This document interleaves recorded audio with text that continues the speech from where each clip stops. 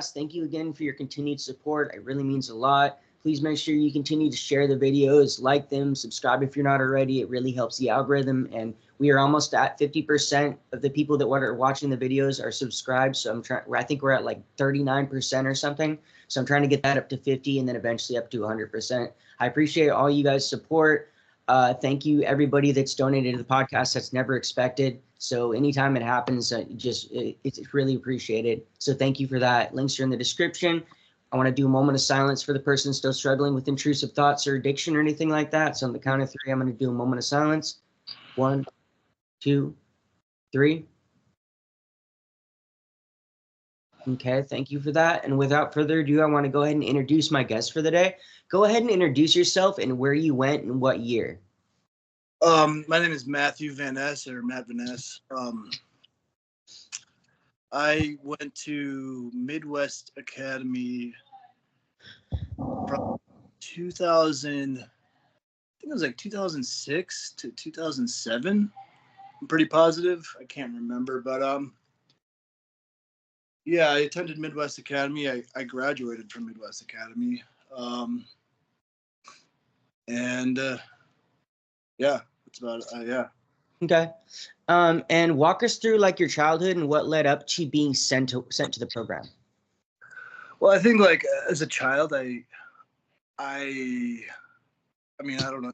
Yeah, I mean, I struggled with like ADHD in school. I was always struggled in school, like, but then fast forward, my parents put me in like Catholic school. My parents are Catholics, and they put me in Catholic school, and then that was like kind of a nightmare because I was kind of like a ADHD kid in Catholic school, and I just struggled in school. Period. You know, high school came around, and I started smoking weed and like just doing teenager things, and my parents like thought I was like, I mean, like, I don't know, they just freaked out. They're very like, I guess, conservative. So they freaked out, and I was three people came into my room in the middle of the night and were like, hey man, you're going to transfer, you're going to a new school, things are working out here for you apparently, and your parents have hired us to take you to a new school. And I woke up and I was just like, I'm not fucking going anywhere. Who are you people? This is like, it felt like a dream. Mm-hmm.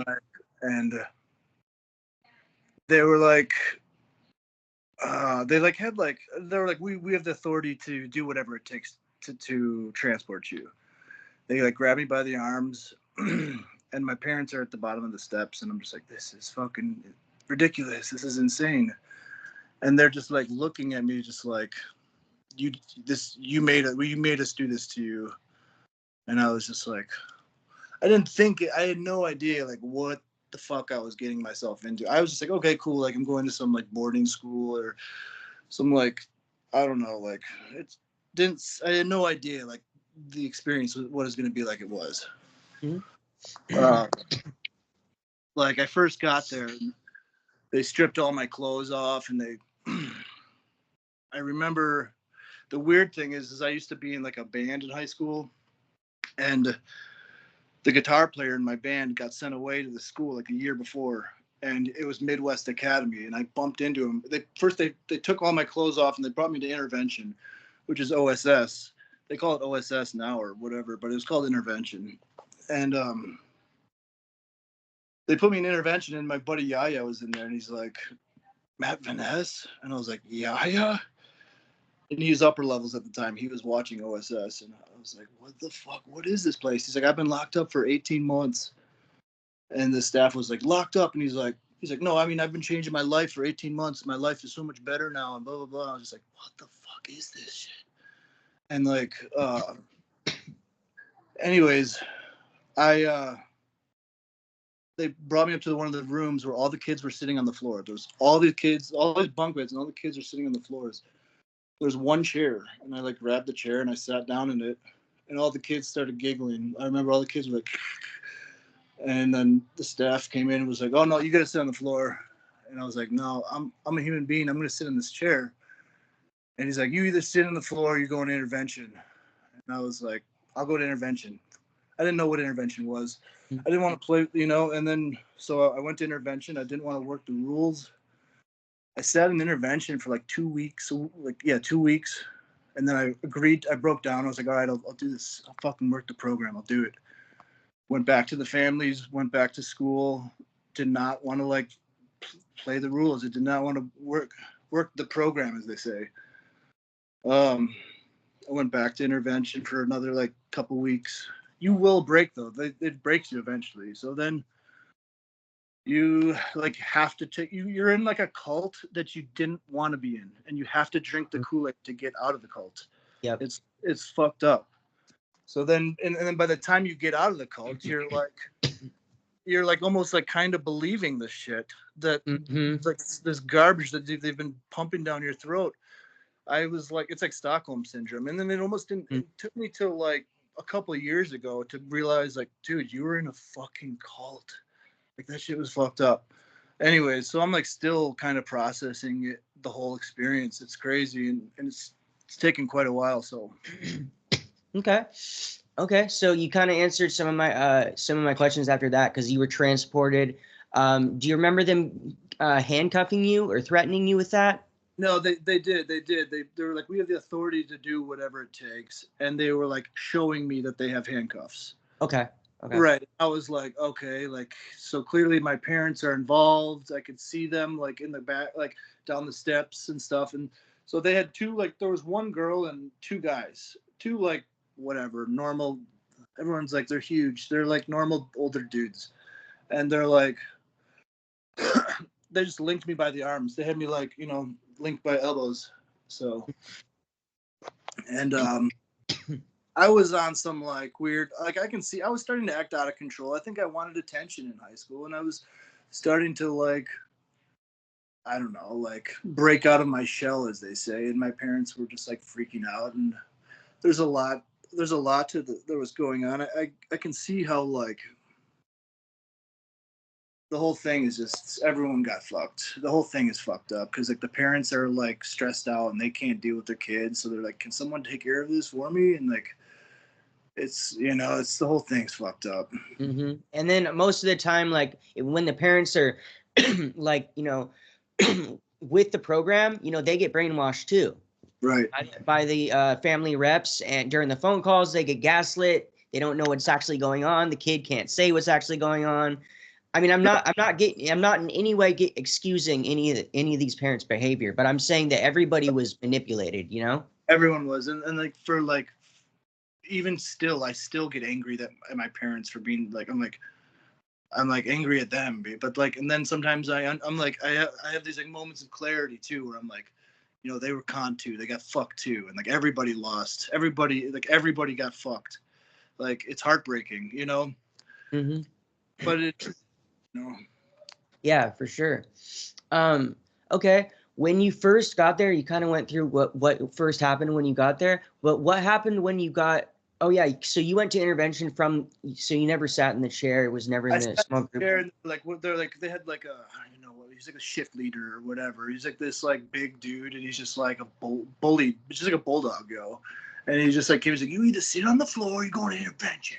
The whole family's laughing. I was just like new guy with like how like new kids like always like have this like they still have the sparkle in their eye. They're not like they still have like this like attitude but they're not broken yet. Like it's crazy. It's just you forget what it's like. Shit. Like I remember they would like, man, this shit is weird. Like it's all silent, I was level 1, 0 points for 9 months, so I didn't talk for 9 fucking months. I lived in my head, I literally learned to just live in my head, and now it's affected my life to this day. My relationships, my romantic relationships, I dissociate all the time. I naturally dissociate for just like I'll just go somewhere else, and partners are like, "Where are you right now? Where are you?" And you're just like, "Whoa, like fuck, like." It's just like it's a habit I've learned, just to live in my head. Yeah. So, no, I totally feel that. I was similar. Did you start working your program after like 9 months? Because I rebelled I rebelled for the first year, and then they fucking intervention one day. They were like, "You can keep on messing around and whatnot. That's all good and dandy or whatever. We'll just send you to Jamaica." That's what they. There's not child. Yep. Yo, that's exactly. Yeah. Exactly, yo. My 18-month birthday was coming up, and I was like, "Fuck it, I'm turning 18 in like 10 months." I was like, so I either work the program for. I'm not regardless. I'm not going to be able to graduate for a year. And I pulled shit for like 9 months. I thought I was cool and shit. And I was like, and then I got like you know how, and then one day, oh, my 18-year-old birthday is coming up. You get like a plan. My parents were like, we'll give you a $5 gift card to McDonald's. Like, good luck. And I was just like, and then like my brother wrote me this letter who I don't talk to. I don't even talk to my brother anymore, but he wrote me this letter that was like, I had a dream that we were like friends and like we were hanging out, like, and this, and I just started crying. I started crying and I was like, I just felt so alone and just so broke down. Like I couldn't, I was so programmed. Like the program broke me and I just started crying. I needed someone, anything. And that letter. And I was like, I'll work the goddamn fucking program. And they had just opened up a 18-year-old program where it's like you could work at this gas station, you could wear normal people clothes, you can like, it was just kind of like, I was like, well, I guess I'll do that. Like, and so anyways, it just they like, I went in there being like, I'm definitely walking out the day I turn 18, no matter what. I don't care if I have to like hitchhike, anyways. But then by the time my 18th birthday came around, I was like, I fucking cried when I left the program too. I remember the day I left the program, I cried. Not because like I knew I wanted to leave, but I would been just like, it's so weird, dude. It's the weirdest fucking thing. I wanted to leave, but it was like I was leaving like a super like, it's weird. It was like such a traumatic event, but it was like, I don't know, it was a piece of me or something. Well, the people you meet in there too, Yeah. Yeah, there's that too. So yeah, that's true. Yeah, leaving. Yeah, that's true. And people who you would never be friends with, and like, yeah, you'd never even talk to. Never even talk to. You know what I mean? Yeah, totally different style, different music, different shit. And you're just like, I would never talk to you, but you're actually funny as hell. Yeah, for sure. Okay, so let's see.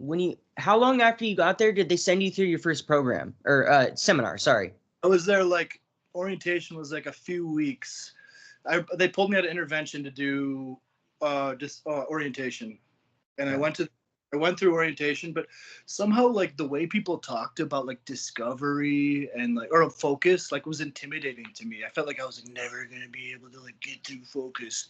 Like it was like I don't know. I was like I don't know why. There was like such a weird experience, the whole thing. But I'm absolutely happy I did this today because I was like wanting to not do it and like not tell my story. But yeah, anyways, yeah, it's weird.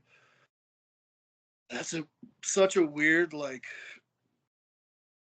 pseudo like mental health character building. And then I was like spewing that shit when I go to like job interviews and be like, I have character leadership skills and blah blah blah. It's like you ain't got shit. You're like, you know what I'm saying? Yeah. Out of a cult, Yeah. No, I feel that totally. Do you remember in orientation if they had a release process with the towels? They did. Oh no. Or was that discovery when they did that for the first time? Orientation, they did a process where you like cross the line and you put a piece of tape on your shirt. Okay, I remember that. Yep. Yeah, you like you've like, I don't know. It was a weird one. It was cool. I'd actually already done that before in high school, but yeah, the towel one was like wasn't that weird. Honestly, the towel thing doesn't bother me that much. Like I get that if you're angry and you have a lot of aggression, like punch something or something. But the focus thing was kind of weird. It was like kind of.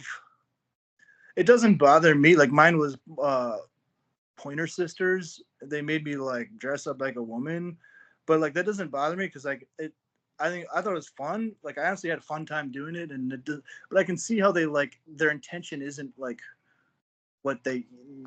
I don't know. Their intention is to like try to emasculate you and make you feel like I don't know.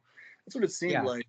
I don't know. No, you're on to it. Yep, that's what they're trying to do. They're just masking it with And good intention. You like know what I mean? like they're masking it as like liberating and fun. It's like Mm-hmm. I'm already liberated. I'm already like good on this shit, yo.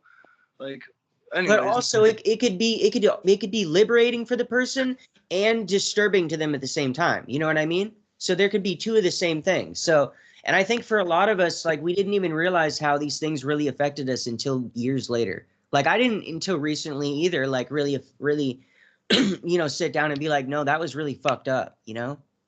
I mean, at time, yeah, it was fucked up. It was fucked up. Like, just the whole thing is fucked up. Then, and the thing is fucked up is like any normal person from the outside world, because like that's how they got away with it so long, is keeping it all like hidden and shit and from the outside. Any normal street person, and like the people that got to work at these places are like people off the street in these small, tiny communities where they need jobs. There's not many jobs. So like they take the job, and it's a good job because it pays more than fucking like Wendy's or whatever the fuck is in town. And I understand that whole part of it too. But like any person would walk in there and be like, this is not right. Like these kids this is neglect. This is like child neglect. And like these kids, this is not right. You need to shut this shit down. No, for sure, for sure. Okay. Did you get through your seminars your first go through? Yeah, I did. I never got kicked out of the seminar, but I definitely like, I don't know. I definitely like tried to force emotions. Like I honestly Did you feel like you had to? Did you feel like you had to? I felt like I didn't have much trauma like going Mm-hmm. into the program. Like I had to try and force crying because like people were like, you gotta cry to get through focus, bro. And I was just like, oh, my dad is like diabetes. Like, I was just like, I don't even like know. I'm just trying to like fucking get through this fucking shit. And then now like after the program gave me trauma, yo. It's like crazy. Just like Yeah. not even that. No, I didn't get beat. I didn't get raped or anything like that. But like mentally, I'm fucked up from it. Like I'm mentally, like I have mental health issues because of it. I'm absolutely positive of that. Yeah, for sure. I think a lot of us do. How long did it take you to get to level 4? It took me like not long, because like once I finally started working the program, like I'd been crap pulling for like 9 months, I guess they call it, or whatever. And then once I finally started working, like all the staff was just like, yes, Matt's finally working. So I went from like level 1 to like 4 in like a few months, Okay. you know, maybe. And another one of the biggest issues was for me, like, because I like I said, I struggled in school, and like I would sit at my computer screen and just like stare. I had no self motivation. I needed like, and that's another point I wanted to make, yo. Like the kids that are going into this program are kids that need therapy. They needed someone to talk to, and they needed like talk therapy, and they needed someone to like listen to them. And you're putting these people who need help, and you're giving them like the exact opposite of what they need. They need like, you're like literally just like silencing them, and you're like neglect. It's just crazy.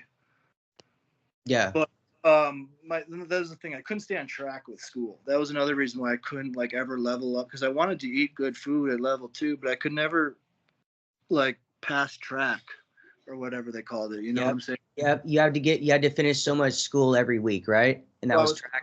Because I'm not good. Like I needed like help, you know? Yeah. And Well, like you probably would have benefited from an actual teacher in a classroom. You know what I mean? As opposed to a computer. That's what I'm saying, you know?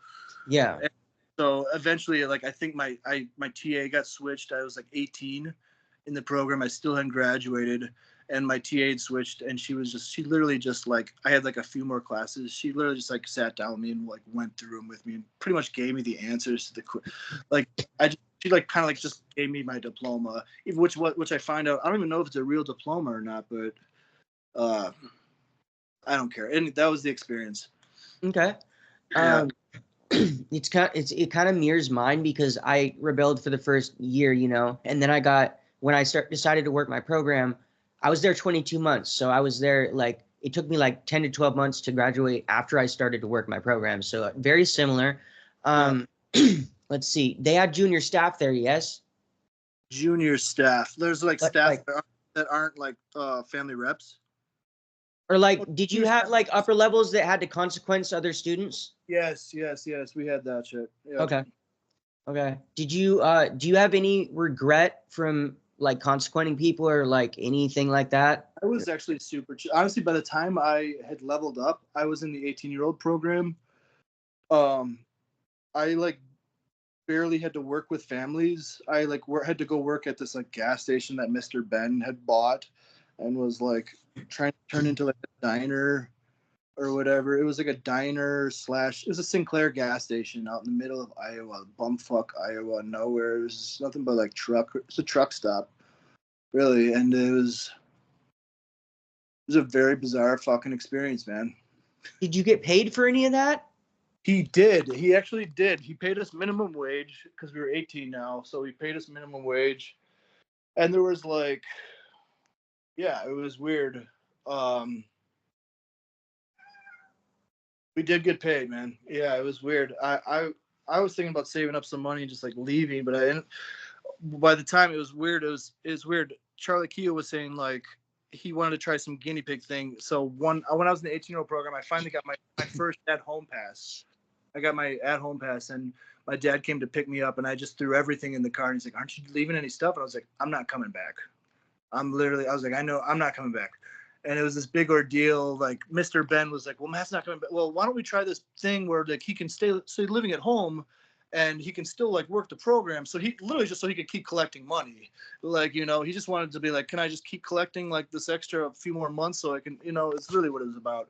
But yeah, I was like, I'm done with this fucking place. I'm going home. But then my dad, in the car, we were driving off, and I broke down. I started crying just because it was like, I don't know, it was like leaving the fucking like, I don't know, it was like running away from like getting out of Texas Chainsaw Massacre house or something. You're just like, I made it.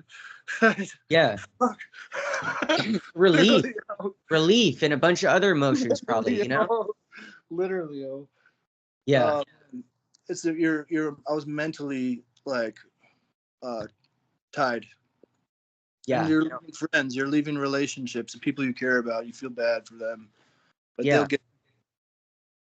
Yeah, you hope that they can make it out as soon as possible, you know, or get pulled, you know? Right. I used to have dreams of like just like someone like backing a U-Haul up into the gym and open the back and just like all these kids piling in. Fuck yeah. That would be totally dope. Yeah. That would be totally dope. So how long were you there total? I was only there for 18 months total. Okay. Yeah. Okay. And did they try and send you home with a life contract where they had you write up something? I believe they did. They just kind of like, yeah, they did give us some sort of paperwork. But I was like already at home at my parents, and like I was trying to get a job. I was back at, like I was going to, I was like trying to take like community college classes, and like I was trying to like hang out with friends. I honestly was just, the program was like, I was trying to juggle like this like that phase between of like just like adjusting back to being home, and yeah, it was weird. My friends were like, "You've changed. You're brainwashed," and I was like, "No, I'm not brainwashed. You guys just don't get it. You guys aren't like woke like I am," kind of thing. Mm-hmm. Like, you know, and it was just like, "No, bro, you are brainwashed, dude. You are not woke. You like literally brainwashed." Yeah. So, yeah. Okay.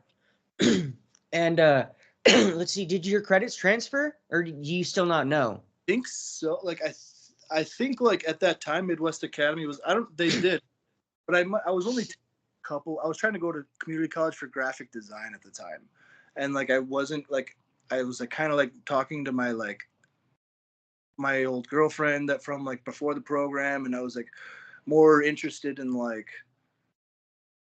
I don't know, with like, you know, having sex and stuff like that again. Like I would skip class. I wasn't going to class, so I literally just that.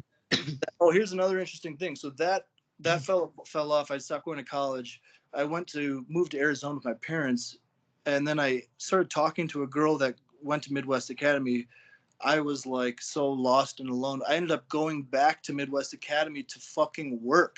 They were like, oh, you can always come back and like work. And I was still like kind of like program. I was like, program. I was like kind of like a good, like, like doing that kind of deal for a while, like a couple years afterwards.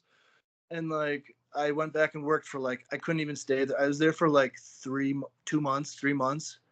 We bought like a year's apartment in Keokuk, Iowa. We stayed there for like 3 months, paid the apartment, and just dipped.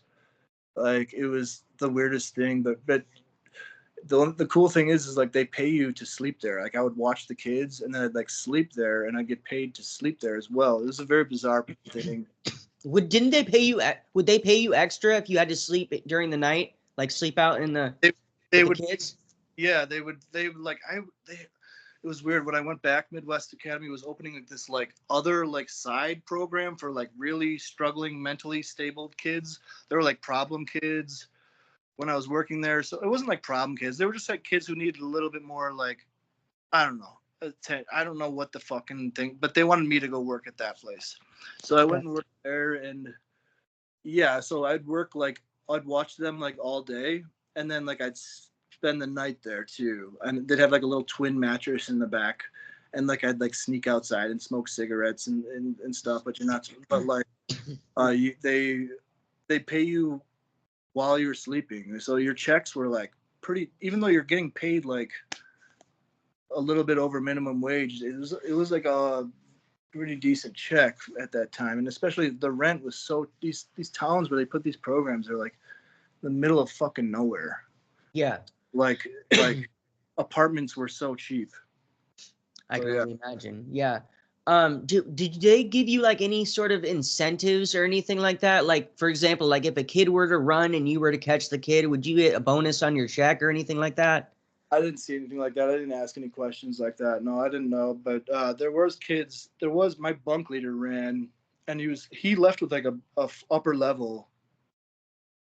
When I first got there, my bunk leader ran, and he was gone for like 24 hours.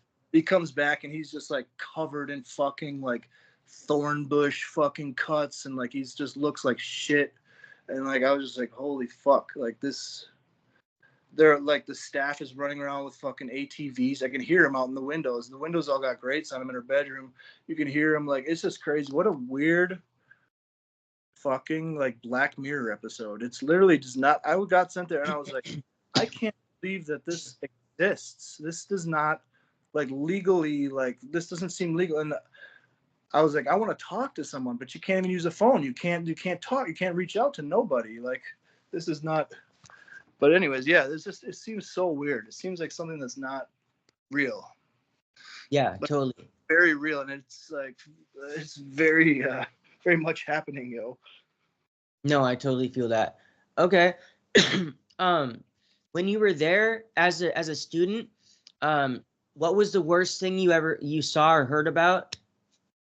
And then was there anything like was there any positive stuff that you took away from the program? And it's totally fine if there's not. Like this, it wasn't like anything I saw that was like super fucked up. I never saw anyone like there's other kids I was talking to who had said like, I was like, dude, I never saw anything, and then other kids were like, I saw shit. I was like, oh shit, like. Anyways, but I've saw like just like facilitators. There was like a girl crying about being like raped in high school, and the facilitator was like approaching it not with an empathetic. He wasn't like, oh my god. He was just like, where did they touch you? Tell us where. How did you liked it? Didn't you? Like, you liked it. And I was just like, what? This is not healthy. Like, I'm a kid and I know this is not healthy, yo. Like, anyway, that was a weird experience, and this girl's crying, and like during the seminars about like that was just, I remember that being in my brain. What else, yo? What was else weird? Just like, the study hall, the constant like mental breaking you down through like self-help tapes from like 1980, like and I'd sit in study hall for like days, bro. Days, and you'd have to sit in like that structure, and if you scratched or itched or did anything, you'd point, and you're just like, I don't care, I'm not working. But then you're sitting in there sleeping all day, listening to those fucking tapes. You're ready to bang your head against the wall. So it will break you. They know there's a science to it. You know what I'm saying? Mm-hmm. What was the longest amount of time that you were in intervention? Like I said, it was like in the beginning, I stayed there for like a good 3 weeks, 3.5 weeks. Did you sleep there? Yeah, no, I stayed in there all night. I remember I was just Okay. walking circles, walking circles. I remember thinking that I'm about to start shitting in my fucking hand and start wiping it on these motherfucking walls in here, because I'm getting No, fucking. people did that. People I'm did getting, that at the place I went. like I'm telling you, you start going crazy in there. Like, Mm-hmm. yeah, and I know it sounds crazy to normal people, but like you don't know till you're there, Fluorescent bulb, 24 hours, concrete floor, white walls. It's like, and you get like a little shitty sandwich and a carton of milk, and the staff's all talking shit about you out there. Like right out the door, they're just talking mad shit about you, and you're just like, dude, it's just so fucking weird. Yeah. Do you remember what? I think you might have already answered this, but what was the point at which like you broke completely in the program and you started working your program? Do you remember? I broke like initially after like the first few weeks when like my whole family was like calling me out and giving me feedback, calling me like a little punk and or like being like pulling crap and like just to like comply to the. So I like eventually I complied with just like I don't want to be an intervention anymore. And then like I pulled crap and was just like thought the whole thing was a joke for like until like I said around 9 months. It was Christmas. There were, all these kids were getting like packages. I don't even care. Even if I just got like a card and like a card, that's all it was, like a card for my family. And I just started bawling. I was just like, I was so alone. You don't even realize you're in constant survival mode. But like now I look back, I was like, dude, it's sad. It's really heartbreaking, the whole experience. Just Yeah. for all those kids, And then you resort to people, and then yeah, like and then there's program this, and what's upsetting is like the program kids being mean to other program kids. It's like it's crazy. This place, we're all victims here, I feel like. Crazy. Did you see or experience like were you ever like bullied by other students or witnessed that happening? I didn't know. I wasn't really bullied. We weren't allowed to talk much. I think like if you were allowed to bully people, you were allowed to like bully them like through like feedback that you got for like 10 seconds. You know what I'm saying? You could like try to say something that would like piss them off, but like you didn't really like get to bully. I don't know. It wasn't really a bullying, and I didn't see none of that really. Maybe I didn't see it. Okay. There's like cliques, and there's definitely like nitpicker. There's like people who like there's certain you get to study, like you get very good at picking up on like body language, and Oh like yeah. you Yeah. get very good at like seeing like human behavior, and like certain people act a certain way. There's definitely it's just an interesting experience. I know that, but I don't really think about it much, and now it's just you're really making me like teleport there. So it's interesting. Yeah. Weirdest thing I remember the weirdest thing is when it's silent and they turn on the lights and they tell everyone to wake up and someone throws a pile of socks on the floor and some have holes and all the kids are jumping out of bed and everyone's like running for the socks with no holes in them, and that's the weirdest thing to me. And it's silent, the whole room's silent. There's all these kids foraging for fucking socks with no holes in them. It's super weird. Would that happen every morning? Every morning, That's every morning. some crazy shit. Yeah, and someone would come in, they'd wash the socks. Someone would come in and throw a pile of socks on the floor. Like half of them have holes in them because you have to do 90s. You have to do those 90-degree turns and shit. And like, so half of them got worn out.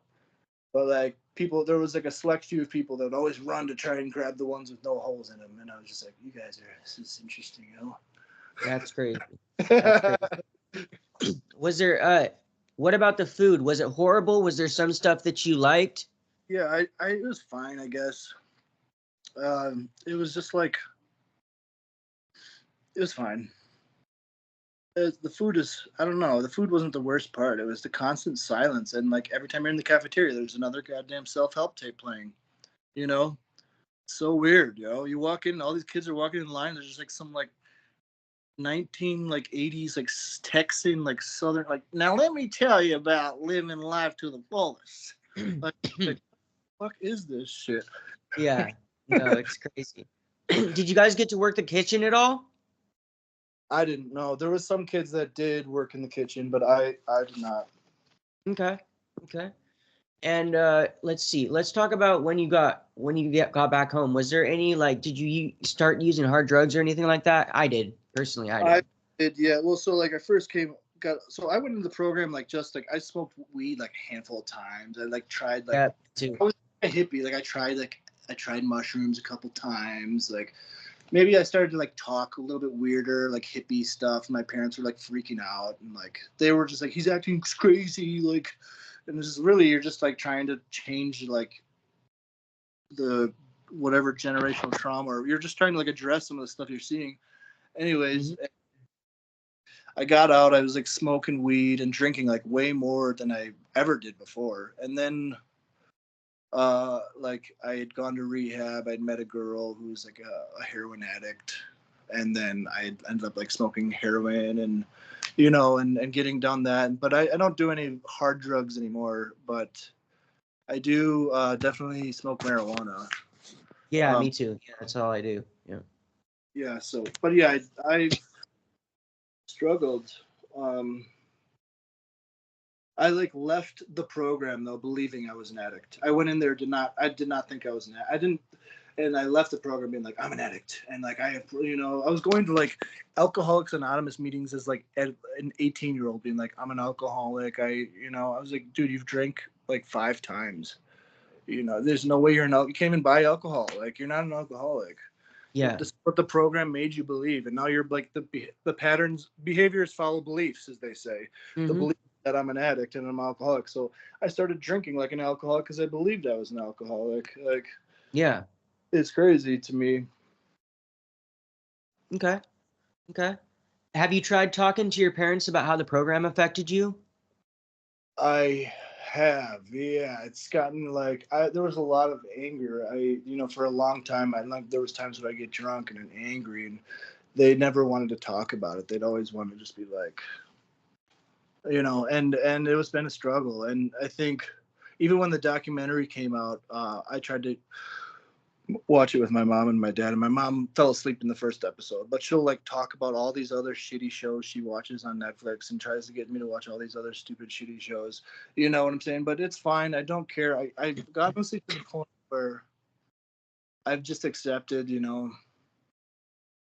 they are who they are. I'm wasting my breath trying to like convert them, or and they're different. It's my parents. I love you guys. It's fine. Like, let's just enjoy this short time we have left. Yeah, for sure. Yeah. Um, if you could, knowing what you know now, if you could go back in a time machine and not go through Midwest Academy, would you do it and why? That's such a hard question.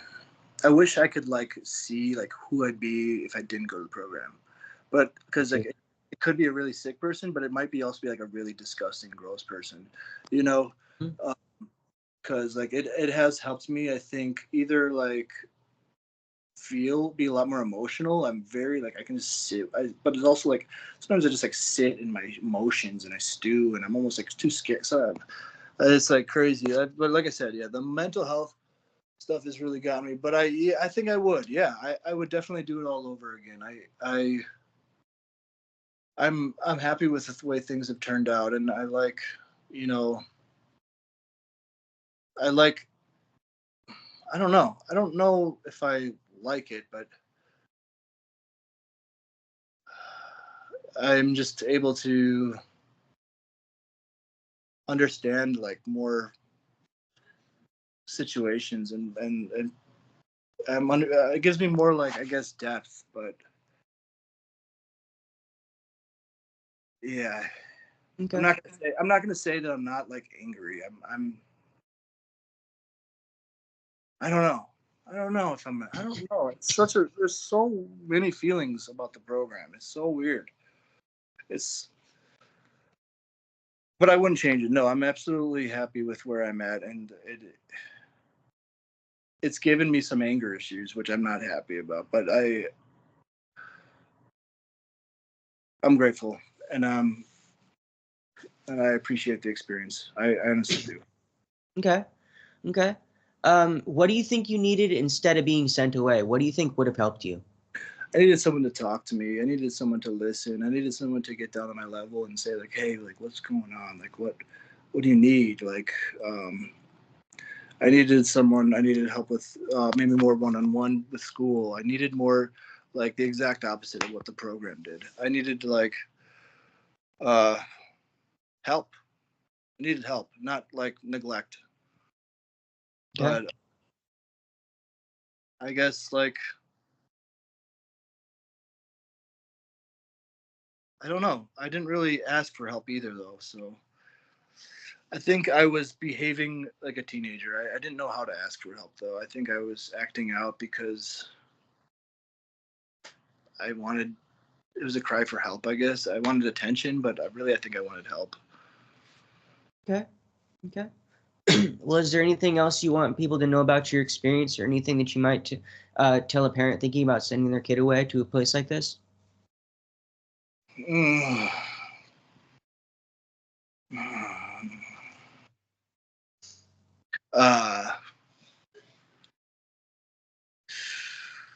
Anything I want to tell a parent, don't do it. I don't know. I would say like, just try to talk to your child. Try to, ask them questions instead of like telling them and shaming them, and just ask them what's going on and get down on their level. Honestly, that's all I needed. I think someone to care, someone to like. I wanted my parents to show an interest, a genuine curiosity or an interest in me, and I think I wasn't getting that, so I was like seeking out attention in other ways. Okay. And yeah, I don't know. It's interesting to think about. I mean, I wasn't like a great kid, but I don't think I was a bad kid to deserve the program. I don't know, but I can see how the program is very like. I can see how the little pamphlet is like.